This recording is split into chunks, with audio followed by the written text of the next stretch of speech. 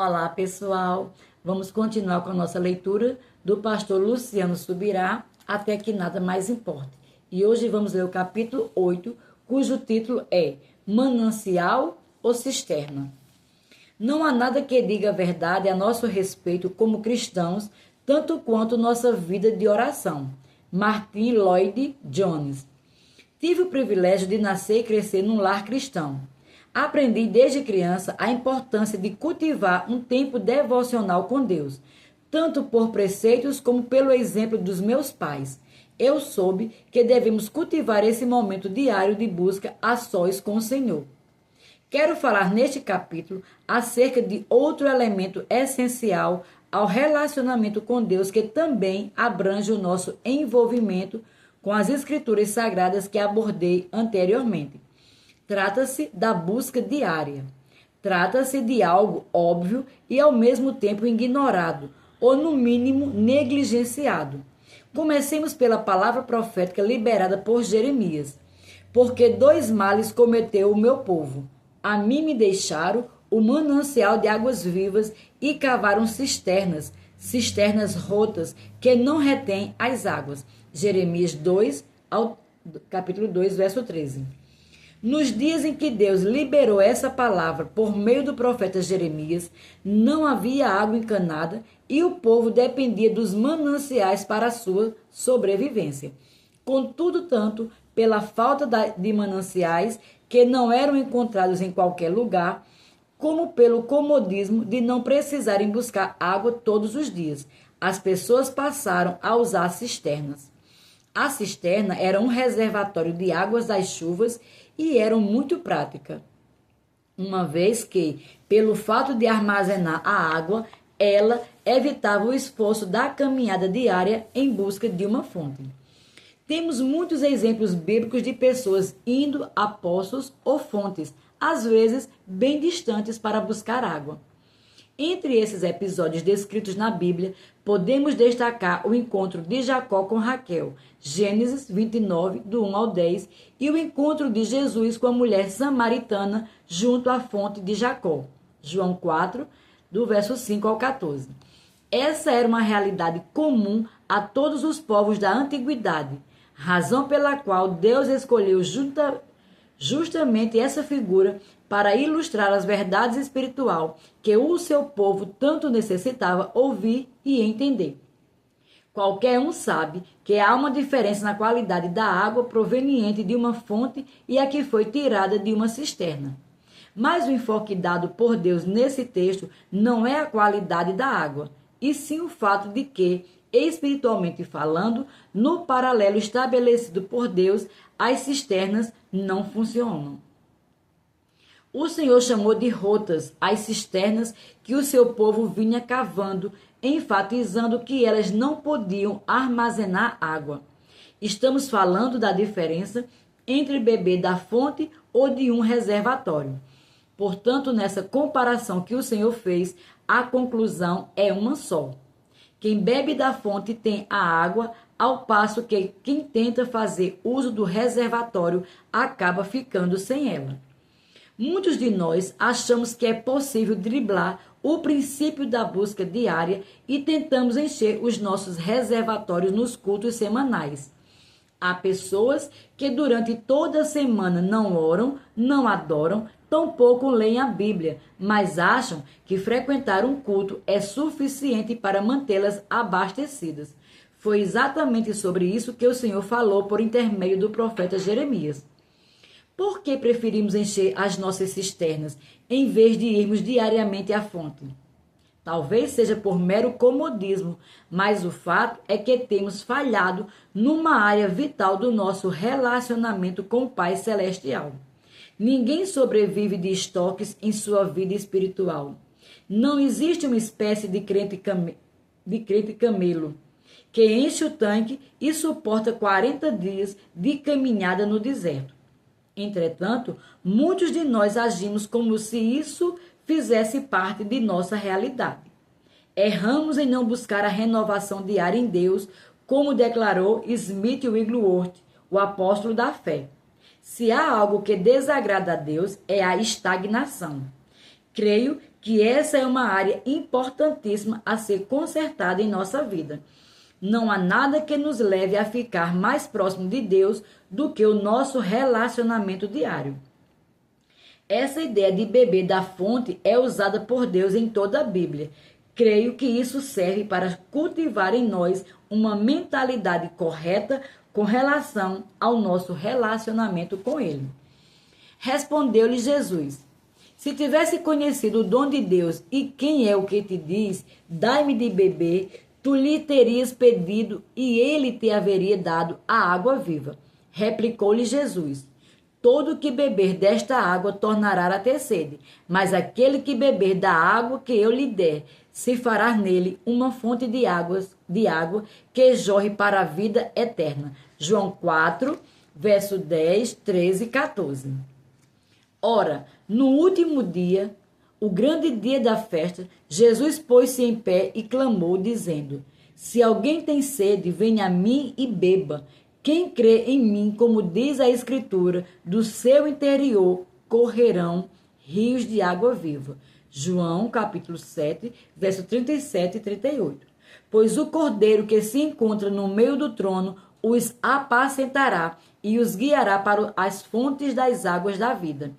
E Deus lhe enxugará dos olhos toda lágrima. Apocalipse 7, verso 17. O Espírito e a noiva dizem: vem. Aquele que ouve, diga: vem. Aquele que tem sede, venha. E quem quiser receber de graça a água da vida. Apocalipse 22, verso 17. A fonte não somente retrata o nosso relacionamento diário com Deus, a nossa busca contínua, mas também exprime a ideia de que não é necessário estocarmos ou armazenarmos a água, e que podemos dar preferência à água fresca. Decida hoje mesmo a investir em seu relacionamento diário com o Senhor e a fazer disso a sua fonte de águas vivas. Não se deixe levar pelo desejo de cavar para você mesmo uma cisterna rota que não retém as águas. Chegar ao ponto crucial da busca ao Senhor, onde nada mais importa, envolve tanto a intensidade como a frequência. Não pode haver em nosso relacionamento com Deus somente um desses elementos. Tem gente tentando viver a intensidade da busca sem a frequência. E tem gente tentando viver a frequência sem a intensidade.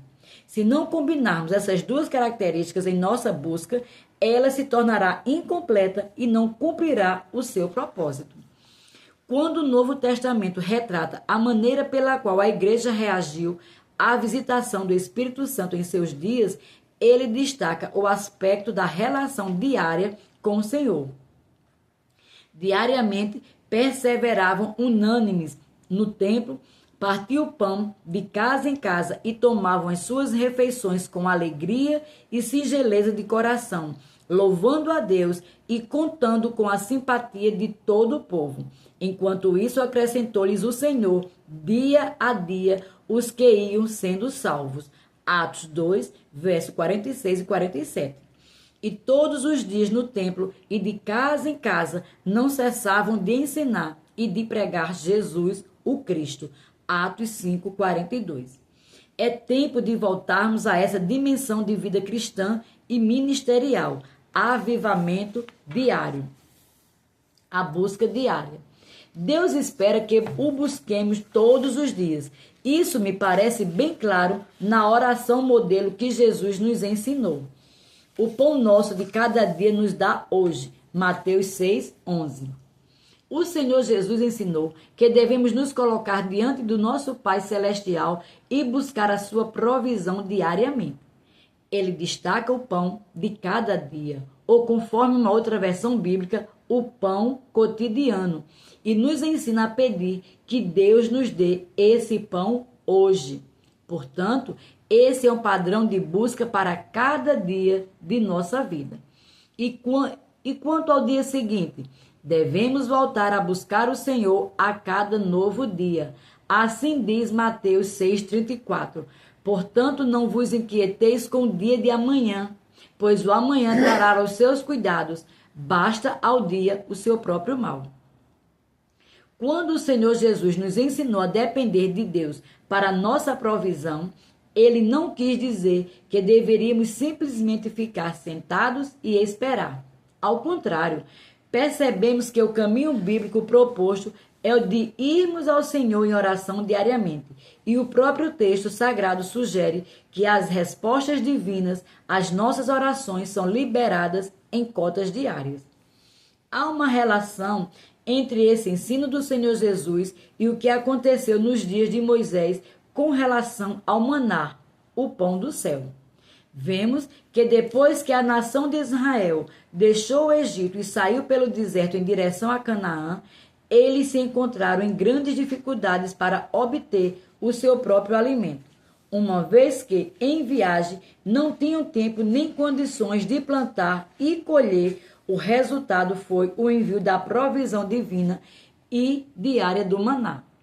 Então o Senhor disse a Moisés: eis que vos farei chover do céu pão, e o povo sairá e colherá diariamente a porção para cada dia, para que eu ponha à prova se ainda se anda na minha lei ou não. Êxodo 16, verso 4. A cada novo dia, os israelitas tinham que se levantar em busca do pão. Deus queria que fosse exatamente assim. Disse-lhe Moisés: ninguém deixe dele para a manhã seguinte. Eles, porém, não deram ouvidos a Moisés, e alguns deixaram do maná para o dia seguinte. Porém, deu bichos e cheiravam mal. E Moisés se indignou contra eles. Colhiam-no, pois, manhã após manhã, cada um quanto podia comer, porque em vindo o calor se derretia. Êxodo, capítulo 16, verso 19 ao 21. O que temos aqui não é apenas uma lição de dependência, mas inclui também os parâmetros divinos segundo os quais o povo deveria relacionar-se com o Senhor. Aparentemente, era isso que acontecia no Jardim do Éden, onde Deus visitava os seus filhos diariamente. Gênesis 3, verso 8. Observe a desobediência deliberada e imediata dos israelitas. O Senhor claramente os advertiu de não estocar o maná para o dia seguinte. Ele prometeu uma nova porção a cada novo dia. Ainda assim, eles lhes desobedeceram e tentaram fazer reservas para o dia seguinte. Por quê? Para não terem que se preocupar em buscar o maná todo dia. Isso é comodismo. Eu, particularmente, prefiro fazer uma boa compra no supermercado a ter que ir todos os dias buscar a cota de alimento que só sirva para aquele dia. Mas só faço essa opção porque ela não me foi proibida por Deus. A verdade é que, semelhantemente ao erro que no futuro a nação de Israel haveria de cometer, trocando o manancial de águas vivas por cisternas rotas, vemos essa geração que saiu do Egito e optando pelo caminho mais fácil e com isso falhando em algo fundamental.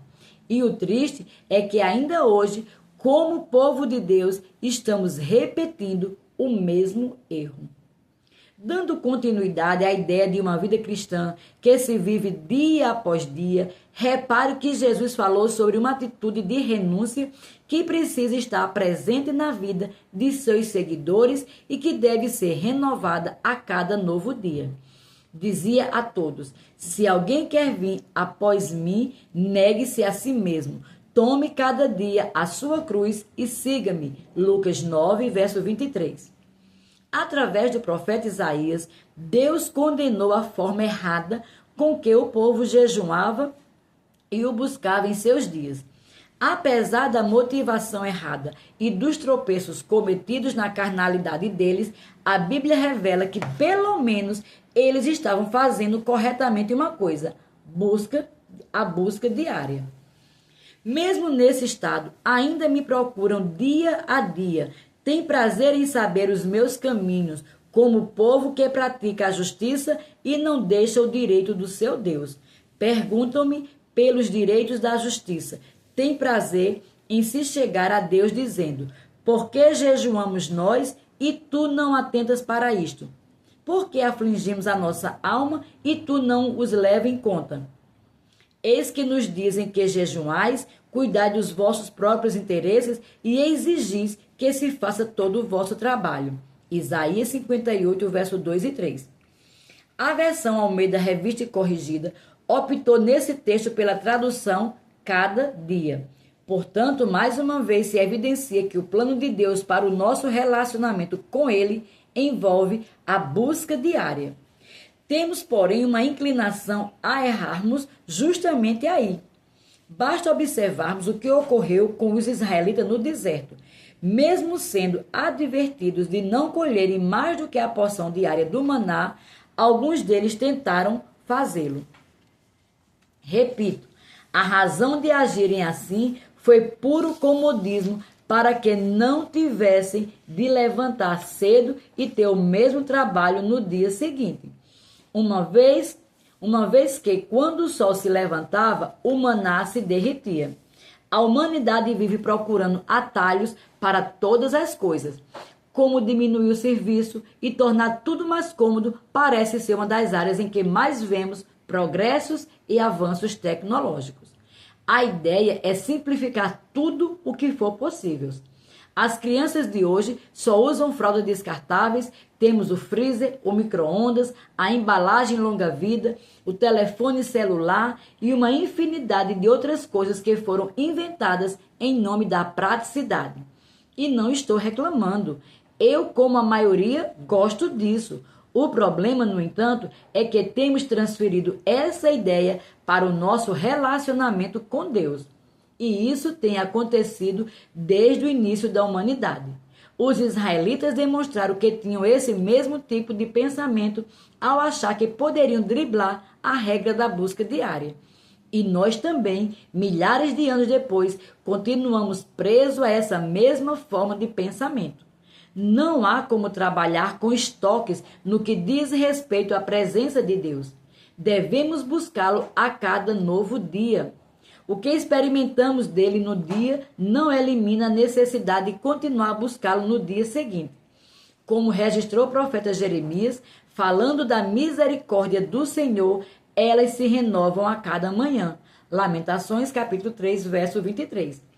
Não que ela tenha prazo de validade. As cotas do que Deus nos disponibiliza é que são liberadas diariamente para que sempre voltemos à fonte. Há uma renovação diária, não só das misericórdias divinas, mas do nosso ser interior. Paulo declarou aos Coríntios: mesmo que o nosso homem exterior se corrompa, contudo o nosso homem interior se renova dia em dia. Segundo Coríntios 4,16. E essa renovação é automática? Não. Ela só é alcançada ao buscarmos o Senhor. Smith Wigglesworth declarou: o lugar da Santa Comunhão está aberto para todos nós. Há um lugar onde podemos ser renovados diariamente, recebendo novo poder. Tempo aos pés do Senhor. Muitas vezes tentamos agradar a Deus apenas com o nosso trabalho. Porém, é mais importante para Ele que nos assentemos aos seus pés para termos comunhão com Ele e crescer espiritualmente. O nosso serviço é importante, não se pode negar, mas estar com o Senhor, investindo tempo em sua presença, é muito mais importante.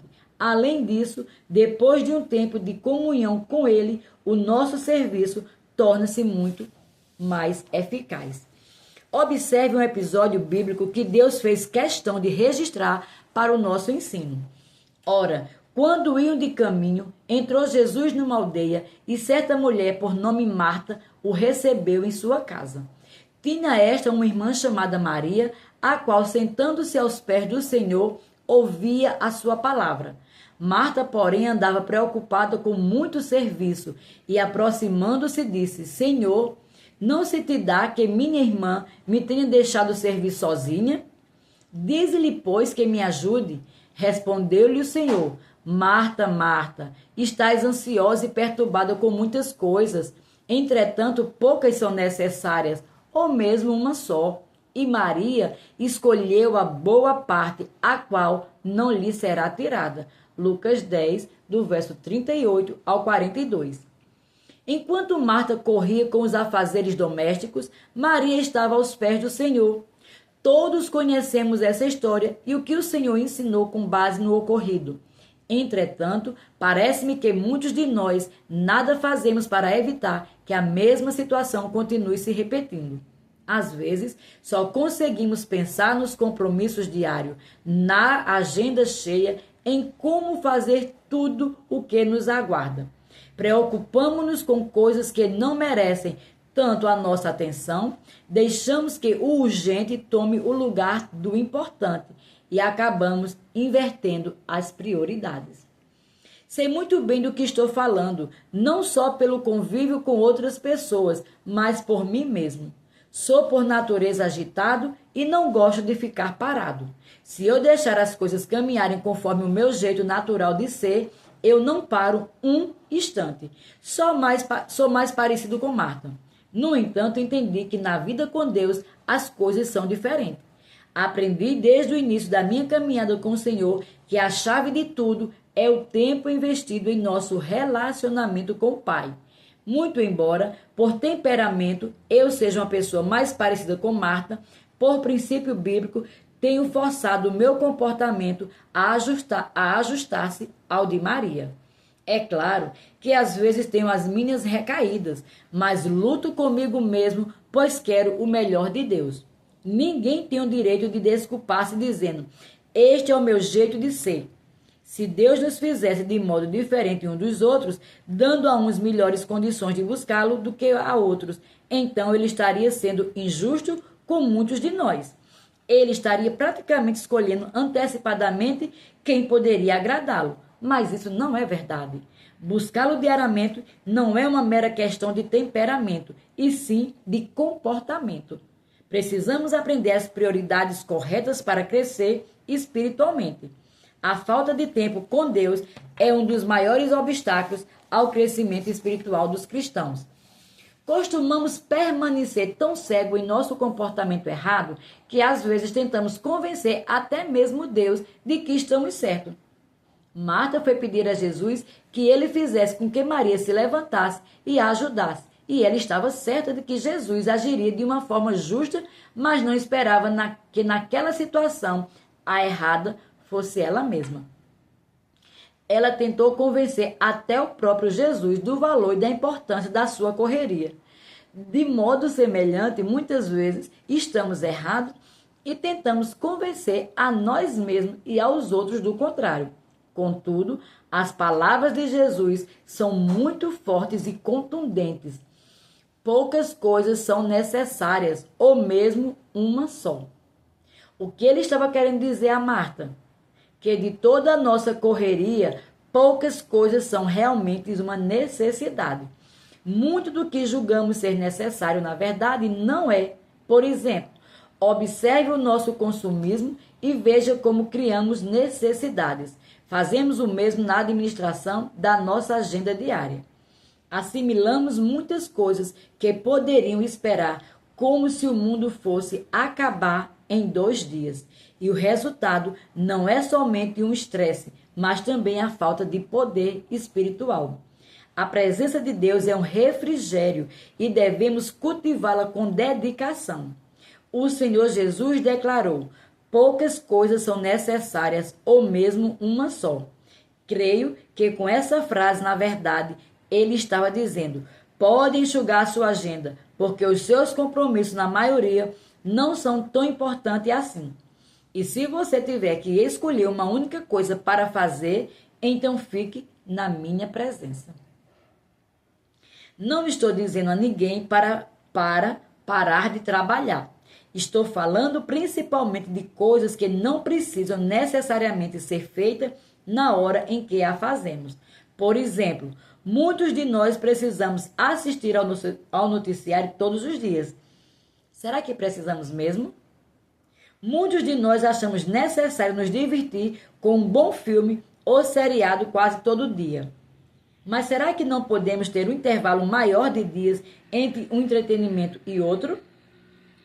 porque poucas coisas são necessárias. Você pode questionar-se sobre o nível de importância de muitas coisas que faz, mas o fato é que se você tivesse que escolher uma única atividade em seu dia, por ser a mais importante ou a única que verdadeiramente pudesse ser chamada de necessidade, essa atividade deveria ser a sua permanência aos pés do Senhor. E aqui concluímos o capítulo 8. Até o próximo vídeo.